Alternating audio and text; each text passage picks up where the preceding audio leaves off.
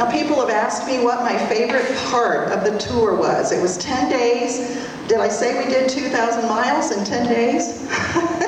Okay, thankfully it was a very comfortable motor coach.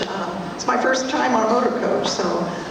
This was a museum. We had tried to go across a bridge at the Conn River, that's C-A-E-N, and the bridge was actually up, so we couldn't cross with our bus. But our guide said, and boy, this guy, I mean, we had like 10 things a day, so he didn't want to waste an hour. So he said, hey, why don't we go over here to this museum and see it? Now, this is about 5 miles back from Omaha Beach, so we're still in the Normandy area. And so we go to this really nice museum. I mean, they have a lot of museums over there, military museums. So we are coming out because it's time to go see if the bridge is down yet. And we see all of these black London taxi cabs. Is that a sight you've ever seen, Bernice? Yeah. Oh, have you? Okay. Well, we're just thinking, what is going on? And a huge number of people were coming into the museums. We're trying to go out.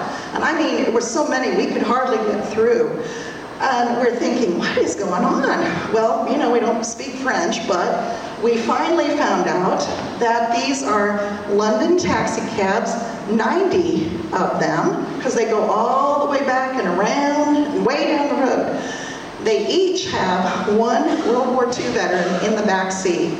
They had started in London that morning, come across the channel on the ferry, and they were coming to have a celebration event there to honor them in this open area behind the museum.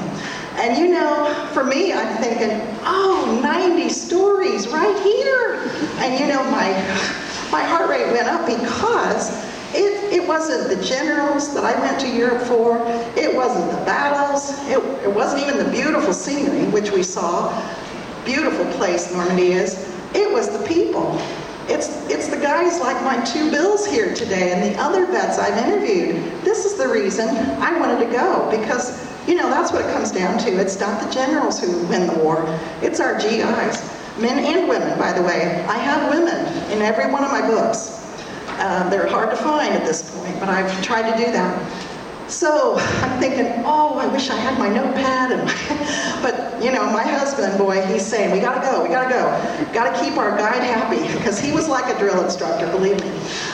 So we're on our way, and I'm thinking, oh, I'm just gonna stick my head in here and ask the cab driver if I could say thank you to the veteran in the back. So I leaned in and said, you know, we're with a group of Americans from the United States, and we're here to learn about World War II and honor the veterans that served. Would it be okay if I said thank you to this gentleman in the back? And I can't do an accent, but he said, jolly good. I should have Bernice say it.